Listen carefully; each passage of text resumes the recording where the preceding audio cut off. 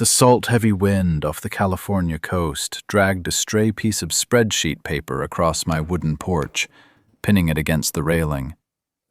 I didn't reach for it. My coffee had gone cold 20 minutes ago, the dark surface reflecting the muted gray of a marine layer that refused to burn off.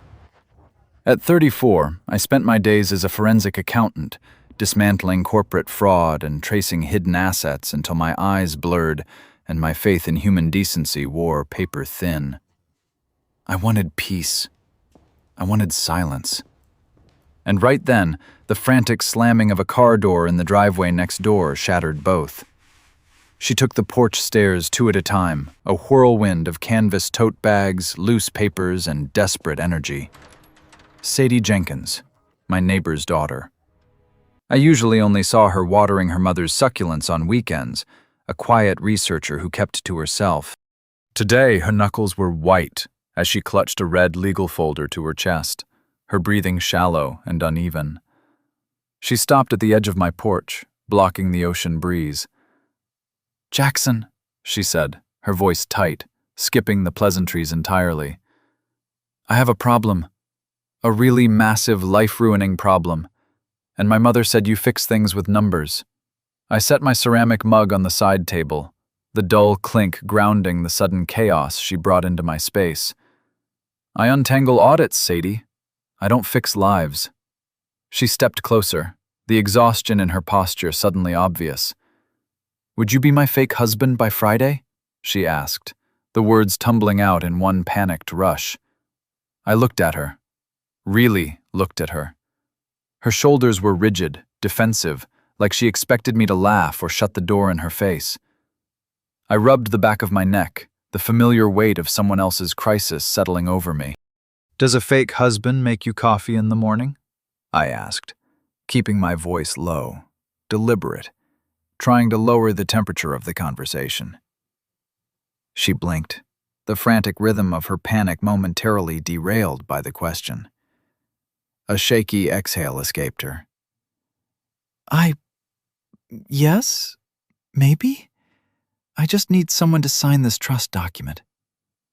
"Sit down," I told her, gesturing to the wicker chair opposite mine. She collapsed into the chair, dropping the red folder onto the small table between us.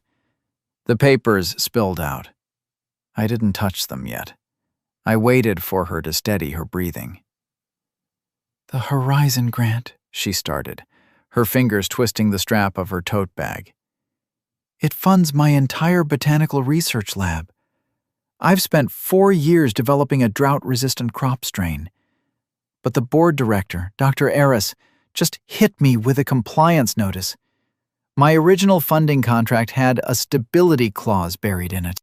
Because I used a private family trust to secure the initial lease, the clause dictates that by my 29th birthday, which is this Friday, the trust must be managed by a stabilized dual-party entity, a spouse. I frowned, the professional part of my brain waking up, sharpening. That's not standard compliance. That's a trap. "It's a debt trigger," Sadie said, her voice dropping to a whisper. "If I default on the condition by 5 p.m. Friday, the grant converts into an immediate personal loan. $600,000. Due in 30 days. When I inevitably bankrupt, the board seizes my patents." I reached for the papers. I didn't offer empty reassurances or tell her everything would be fine. I let the silence stretch as I flipped through the heavy stock paper, scanning the dense legalese. My eyes caught the exact paragraph. Section 4, Subclause B. It was elegantly vicious. Doctor. Eris had engineered a legal snare designed to force her out. "He's banking on you panicking," I said, my voice flat, factual. "He expects you to surrender the patents in exchange for debt forgiveness." "I can't lose my work, Jackson," she said, leaning forward. "My mother suggested you because you know contracts. If we register a civil marriage and file the dual trust paperwork by Friday morning, it neutralizes his leverage. It's a business transaction. I'll annul it the second my patents are legally separated from the grant." I looked at her hands. They were trembling slightly. I wanted to tell her to find a lawyer, to walk away, to leave my quiet porch alone. But looking at the sheer predatory greed printed on the page in front of me made my chest tight. I hated bullies who used paperwork as a weapon.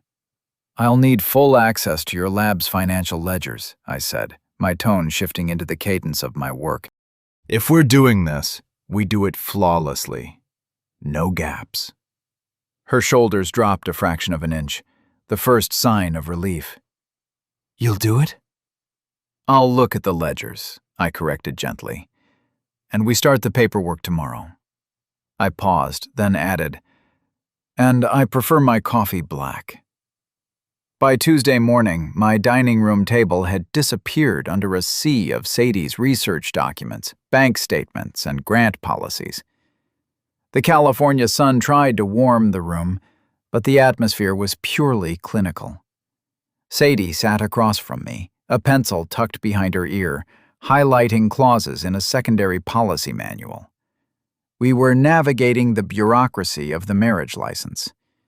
It was a sterile, logistical nightmare that required appointments, identity proofs, and joint financial declarations to satisfy Dr. Eris's specific requirements. "This form requires a shared residential address," Sadie pointed out, sliding a blue sheet of paper toward me. "I can forward my mail here. It's only next door." "Done," I said, signing my name on the bottom line without looking up from my laptop. I was tracing the Horizon Grant's payout structure. Something didn't sit right. A forensic accountant doesn't just look at what's there. We look at the negative space. The money that isn't moving. I paused my typing and looked at her. She had a smudge of graphite on her cheek. She looked exhausted, running on adrenaline and fear. I closed my laptop halfway. "You haven't eaten since yesterday." Sadie looked up, defensive. "I don't have time to be hungry, Jackson. The courthouse closes at 4. I didn't argue. I stood up, went to the kitchen, and pulled 2 bottles of water and a prepackaged sandwich from the fridge. I set them down on the table near her elbow. "Eat.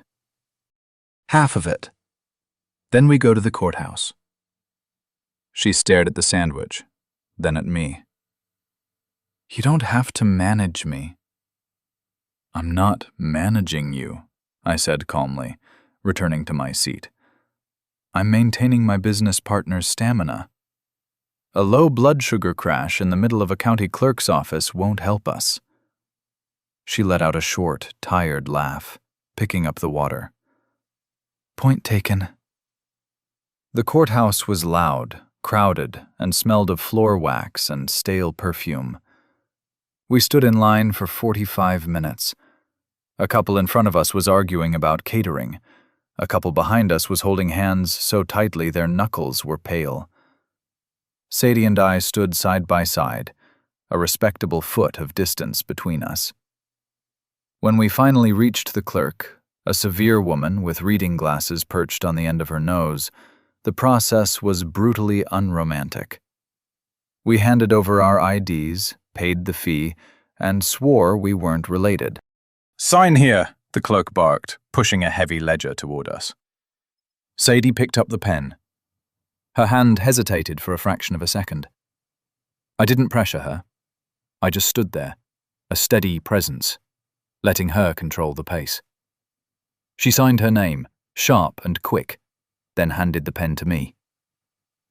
I signed. It felt heavy. A legal tethering, even if temporary. When we walked back out into the bright afternoon sun, the silence between us shifted. It wasn't awkward, but it was weighted. "We need to draft the trust amendment tonight," I said, keeping the conversation strictly on the method. "I'll handle the asset routing. You just need to verify the patent identification numbers." "Jackson," she said, stopping on the sidewalk. She looked up at me, her expression unreadable. "Thank you." I know this is a massive intrusion on your life. I put my hands in my pockets. I don't mind the work, Sadie. Let's just get it done. Wednesday was a blur of high-level policy mastery.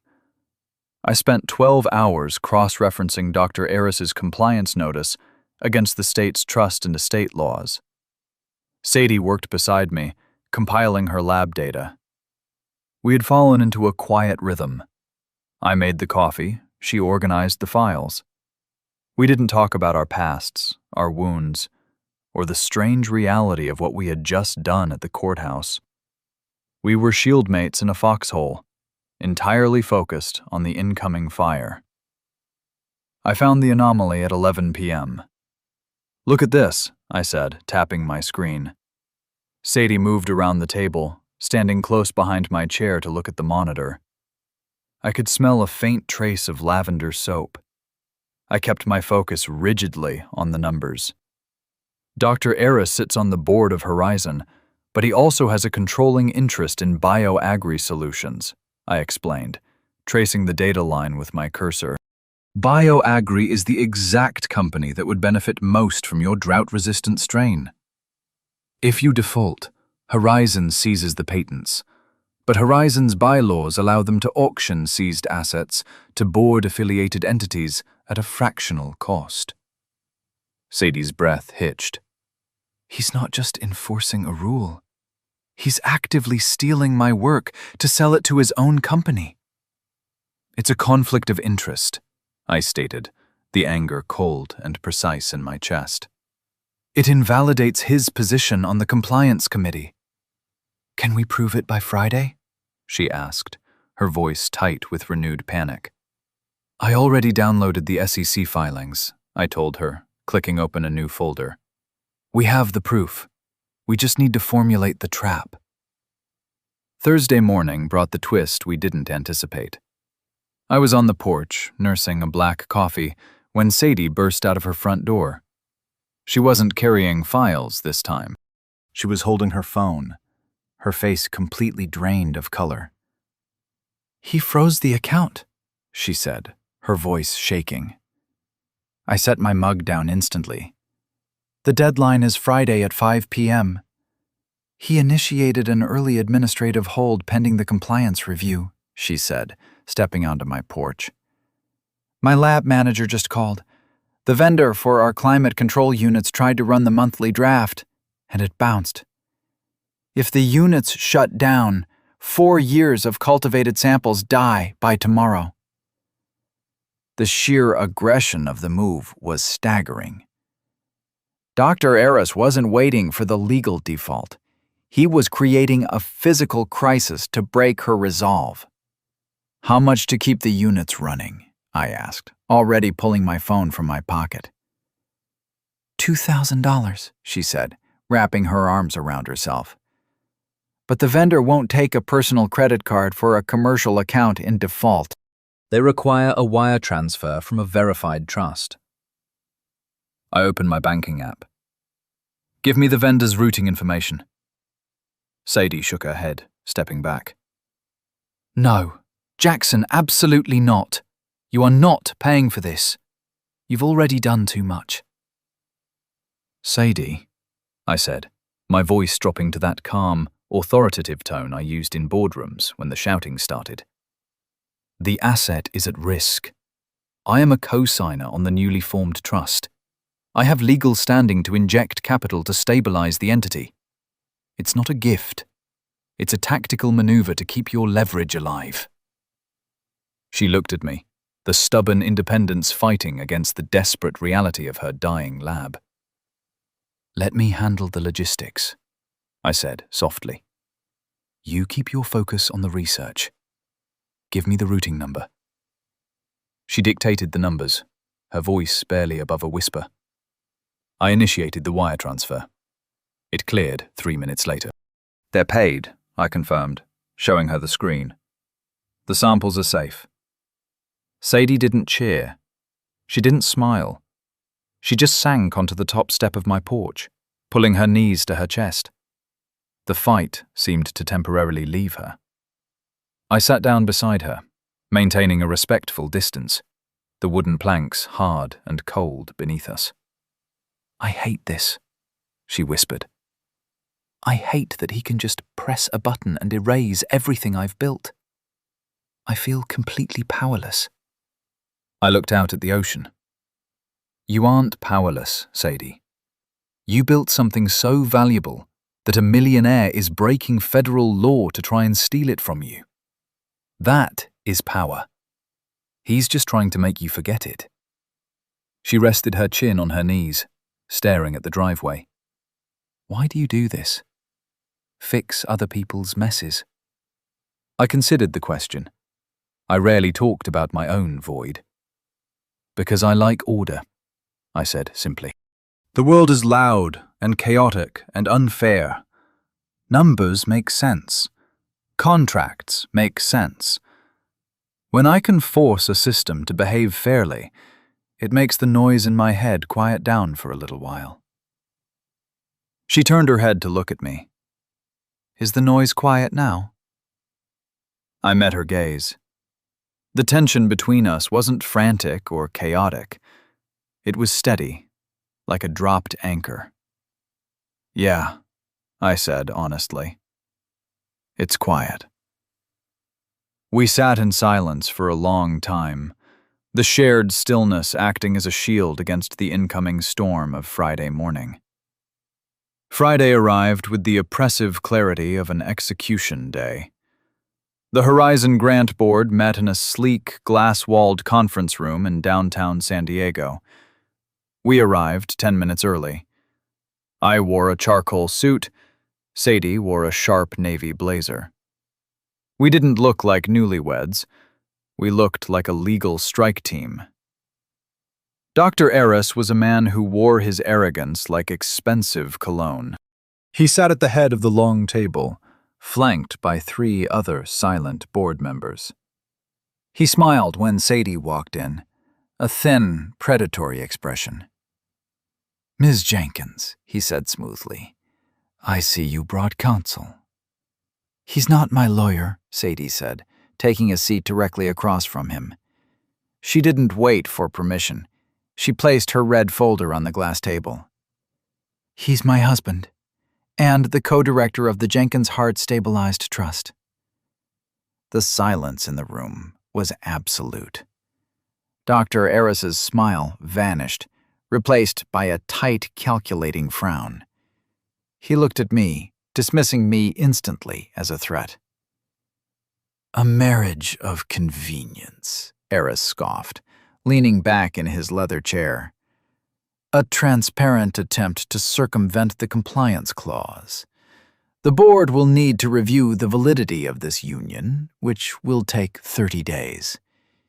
In the meantime, the default stands." "The board won't be reviewing anything," Sadie said, her voice clear and unwavering. She didn't look at me for support. She held her own ground. She opened her folder and slid a single sheet of paper across the table. "That is the filed and certified trust amendment, satisfying Section 4, Subclause B in its entirety." Eris barely glanced at it. "I am initiating the asset seizure protocol regardless. The unapproved vendor payment yesterday violated our operational guidelines." "Dr. Eris," I interrupted. My voice wasn't loud, but it cut through the room with heavy, absolute authority. He glared at me. "Excuse me?" I didn't raise my voice. I opened my slim leather portfolio and extracted a stapled document. I didn't slide it to him. I placed it in the center of the table. "That is a forensic audit of the BioAgri Solutions purchasing history over the last 36 months, I stated, leaning my forearms on the table. "Specifically, the fractional cost acquisitions of defaulted patents from this very board. A board you direct." Eris stiffened. The other 3 board members suddenly sat up straighter, looking at the document like it was a live grenade. "You are in direct violation of SEC conflict of interest statutes, breach of fiduciary duty, and attempted corporate extortion," I continued, stating the facts with lethal precision. If you attempt to default Ms. Jenkins's grant today, I will file this audit with the California Attorney General's office at 5:01 p.m. I will also forward it to the remaining Horizon investors, outlining how you have been using their capital to incubate research, only to steal it for your private portfolio." Eris opened his mouth, his face flushing a dark, angry red. "This is blackmail." "It's compliance," I corrected dryly. "I'm just enforcing the rules." Sadie didn't gloat. She didn't make a speech. She looked directly at Dr. Eris and delivered the final, practical blow. "I want a signed release of the stability clause, removing the board's ability to trigger a default based on marital status. I want it signed right now. If you sign it, I keep my lab, and you get to keep your job." Eris looked at the audit report, then at the other board members who were actively distancing themselves from him. He had no leverage left. The trap was neutralized. He snatched a pen from his pocket, signed the release form Sadie had provided, and shoved it back across the table. Sadie picked it up, verified the signature, and closed her folder. She stood up. "Thank you for your time." We walked out of the glass room, down the hallway and into the elevator. The doors slid shut. The silence descended again, but this time it was the silence of victory. Sadie let out a long, shaky breath, leaning back against the elevator wall. She looked at me, a genuine, unguarded smile breaking across her face. "You completely dismantled him." "You set the terms," I pointed out, giving credit where it was due. "You negotiated your own deal. I just provided the math." She corrected softly. "We did it." The aftermath of a crisis always leaves a strange vacuum. By Friday evening, we were back on my porch. The marine layer had finally burned off, leaving a clear, dark sky filled with stars. The threat was gone. The fake marriage had served its purpose. Logically, we should be discussing the annulment paperwork, but neither of us was moving to get the laptop. I was sitting in my wicker chair, a glass of water in my hand. Sadie was sitting on the steps, much like she had on Thursday, but the tension was gone from her shoulders. "I'll draft the dissolution forms on Monday," I said quietly, addressing the elephant on the porch. "It should be a clean filing." Sadie didn't answer immediately. She picked at a splinter on the wooden step. "Does it have to be Monday?" I stopped. I looked at her back. We only had an agreement until Friday. She turned around to face me. "The board threat is gone. I have my lab. I have my patents. I don't need a fake husband anymore, Jackson." She stood up, walking over to the small table between us. She looked down at me, her expression clear, decisive, and entirely unpanicked. "But I think I'd like to keep the real one around for a while. If you want to." It was a concrete choice. No flowery declarations, no dramatic speeches. Just a practical, honest request to stay. I set my glass down. I didn't reach for her desperately. I stood up, maintaining my steady pace. I looked at her, seeing the resilience, the sharp intellect, and the quiet warmth she brought to my rigidly ordered life. "I don't like chaos, Sadie," I said, my voice low. "I know," she replied. "I'll keep the paperwork organized." I stepped closer. The distance between us closed, not in a rush, but with the heavy, grounding feeling of arriving at a destination. I reached out and took her hand. It wasn't a spark. It was a transfer of stability. I felt the last of my weariness drain away, replaced by a quiet, absolute certainty. I leaned down and kissed her. It was brief, soft, and final. A seal on a new contract, one we were both choosing to sign. "I'll make the coffee tomorrow," I told her against her forehead. She squeezed my hand. "Black, I know." Closing thoughts. I learned that true integrity isn't just about following the rules. It's about knowing when to use them to protect the people who matter. Real love isn't chaotic drama. It's consistency, safety, and showing up when the deadline is tight. Please like and subscribe so we can share more stories like this.